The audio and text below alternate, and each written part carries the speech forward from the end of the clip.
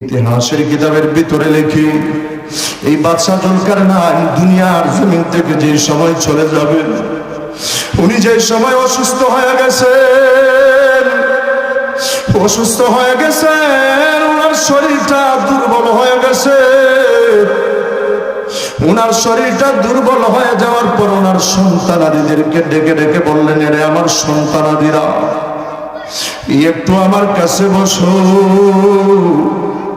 তোমরা একটু আমার কাছে বসো না, তোমাদের সাথে কিছু কথা আছে।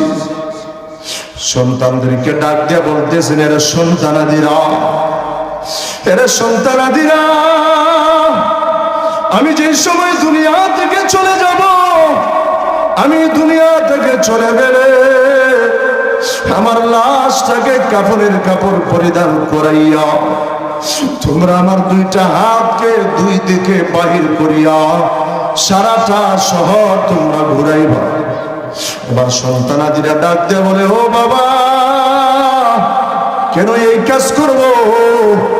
মানুষেরা তো বলতে পারে বাদশা জুলকারনাইন সারাটা জিন্দেগি সারাটা জীবন বাদশাহী করেছে, উনার সম্পদের অভাব নাই, উনার কত মণিমুক্তা আছে, কত স্বর্ণ আছে, কত রূপা আছে, কত সম্পদের মালিক।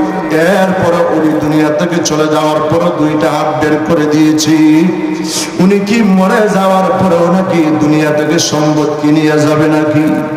বাদশা জুলকারনাইন ডাক দিয়া বলে, না রে সন্তানাদিরা, না, এই জন্য মূলত আমার হাতটা বাহির করবা না, তোমরা মূলত হাত বাহির করবা, মানুষদেরকে জানায়া দিবা যে আমি বাদশা জুলকারনাইন সারা পৃথিবী দুইবার ভ্রমণ করেছি, 1600 বছর আমি হায়াত পেয়েছিলাম, 1600 বছর আমি দুনিয়ার জমিনে বেঁচেছিলাম, আমি বাদশা জুলকারনাইনের সম্পত্তির কোনো অভাব ছিল না, আমার কোনো টাকা পয়সার অভাব ছিল না রে। আজকে আমি দুনিয়া থেকে চলে গেলাম, দুনিয়া থেকে চলে যাওয়ার সময় আমি একদম শূন্য হাতে, খালি হাতে আমি খবরে যাইতেছি। এই কথাটা মানুষ যেন বুঝতে পারে, আর এই কথাটা তোমরা মানুষদেরকে জানায় দিবা, বলে দিবা। এর যুবক ভাই, ও বৃদ্ধ বাবাজিরা,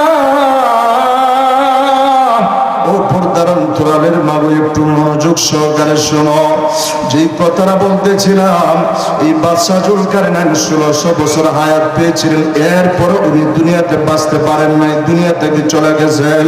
তার মানে কি আমরা হায়াত পাই 60 বছর, 70 বছর, আমরাও কেউ দুনিয়ার মধ্যে থাকতে পারবো না।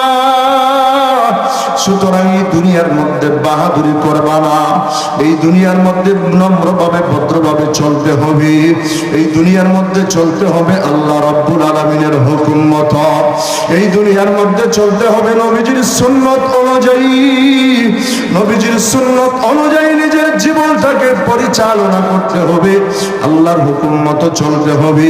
আমার পানের বাইরে, আমার বন্ধুগণ, মানুষের যে সময় মরণের সময় হয়, মৃত্যুর 40 দিন আগ থেকে কি শুরু হয়ে যায়, হাদিসের মধ্যে আছে মৃত্যুর 40 দিন আগে মানুষের যে সময় মরণের সময় হয়, ওই মানুষের মরণের মৃত্যুর 40 দিন আগে মালাকুল মাউত আজরাইল আলাইহিস সালাতু ওয়াস সালাম একজন ফেরেশতাকে পাঠায়া দেন, একজন ফেরেশতা আসিয়া ওই মানুষটাকে কানে কানে বলতে থাকেন, হে আল্লাহর বান্দা, হে মানুষ, তোমার আর দুনিয়ার মধ্যে 40 দিন বাঁচবার, তোমার হায়াত আর 40 দিন আছে দুনিয়ার জমিনে, 40 দিন পরে তুমি দুনিয়া থেকে চলে যাইবা। এই 40 দিন আর দুনিয়ার জমিনে তোমার হায়াত বাকি আছে। দেখবেন, একটু নিজে হিসাব করে মিলান, নিজের আত্মীয় স্বজনদের সাথে কথাটা মিলায় দেখেন, আমার কথার সাথে আপনাদের এই আত্মীয় স্বজনদের মরণের সময় কি হয়েছে একটু মিলায় দেখেন তো, মিলে কি মিলে না?